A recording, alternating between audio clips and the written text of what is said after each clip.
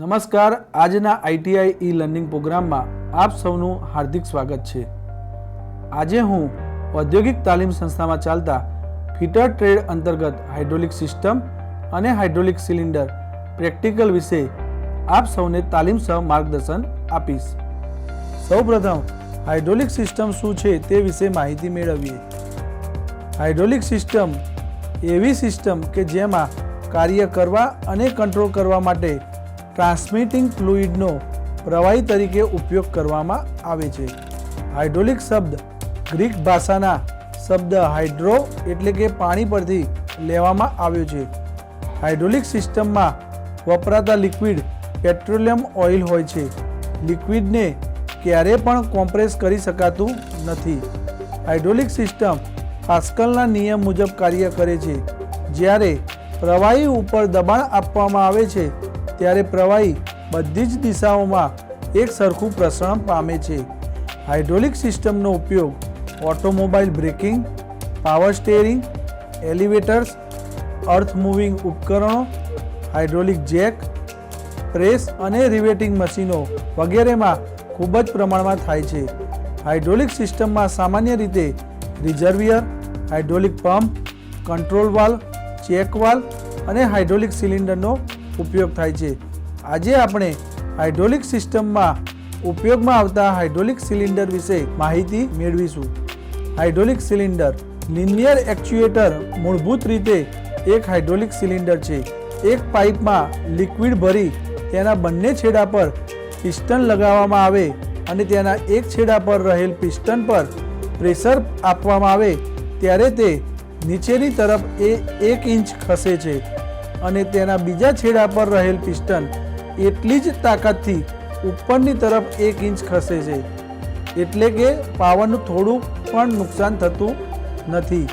હવે જો એક પાઇપની જગ્યાએ 4 પાઇપ એકબીજા સાથે જોડી દેવામાં આવે અને પાઇપના દરેક છેડા પર પિસ્ટન લગાવવામાં આવે અને માસ્ટર પિસ્ટન પર પ્રેશર આપવાથી તે 4 ઇંચ નીચે તરફ ખસે તો બાકીના 4 પિસ્ટન 1 ઇંચ ઉપરની તરફ ખસશે, એટલે કે પાવર બધા જ પિસ્ટનમાં એક સરખો વહેંચાયો।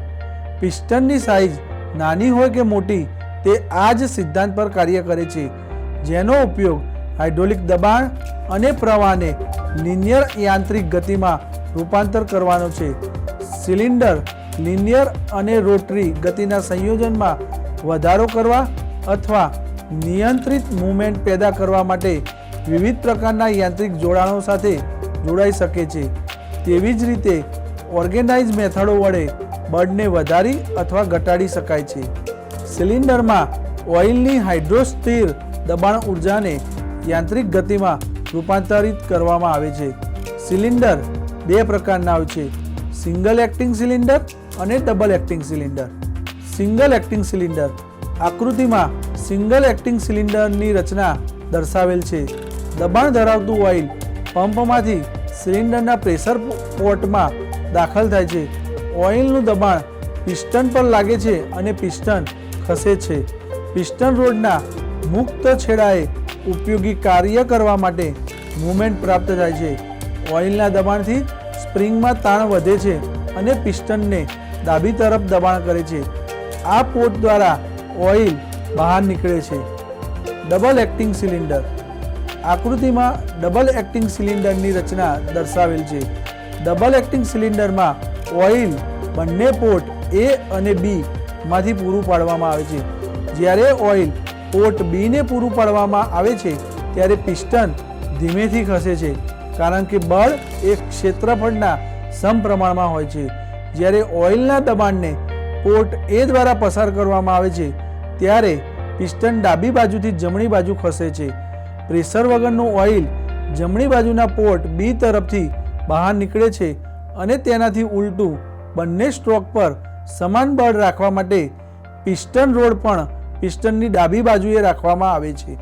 સિલિન્ડરમાં અલગ અલગ ભાગો આવેલા હોય છે, જેની સમજૂતી નીચે મુજબ છે। સિલિન્ડર હેડ, સિલિન્ડર હેડને અંદરની બાજુએ હોનિંગ કરવામાં આવેલું હોય છે અને સિલિન્ડરમાં પિસ્ટન રોડ, બેરિંગ સપોર્ટ અને પોર્ટ હોય છે। સિલિન્ડર કેપ, સિલિન્ડર કેપ સિલિન્ડરના છેડાને અવરોધ પૂરો પાડે છે અને હેડ સાથે મજબૂત ટાઈ રોડ નટ વડે જોડાયેલ હોય છે.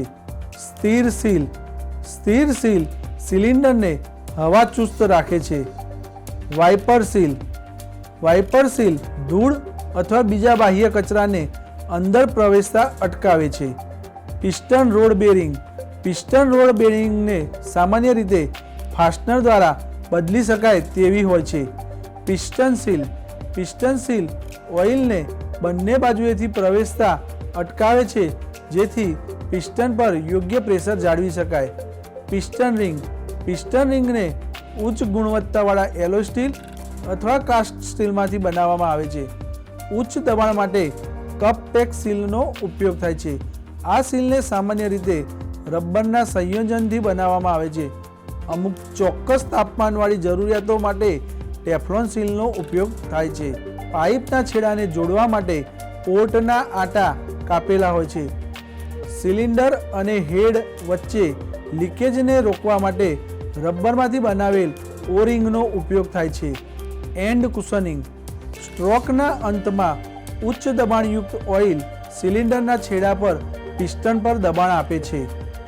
આ દબાણને ટાળવા માટે એન્ડ કુશનિંગ આપવામાં આવે છે. એન્ડ કુશનિંગ માટે સ્પ્રિંગની જરૂરિયાત રહે છે. આ ગોઠવણી સિલિન્ડર હેડના અંત ભાગમાં આપવામાં આવે છે. ચેક વાલ્વ સિલિન્ડર હેડમાં ચેક વાલ્વ આઉટલેટ બાજુના પોર્ટથી સિલિન્ડર સાથે જોડાયેલ હોય છે. ચેક વાલ્વ બોલની મદદથી ઓઇલને અટકાવે છે, તેથી ઓઇલ ફક્ત એક જ પેસેજથી પસાર થશે, જેથી પિસ્ટનની ગતિ છેડા તરફ ધીમી પડશે. આમ આજે આપણે હાઇડ્રોલિક સિસ્ટમ અને હાઇડ્રોલિક સિલિન્ડર પ્રેક્ટિકલ વિશે તાલીમસહ માર્ગદર્શન મેળવ્યું. તો હું આજનું સેશન અહીં પૂર્ણ કરું છું. આભાર.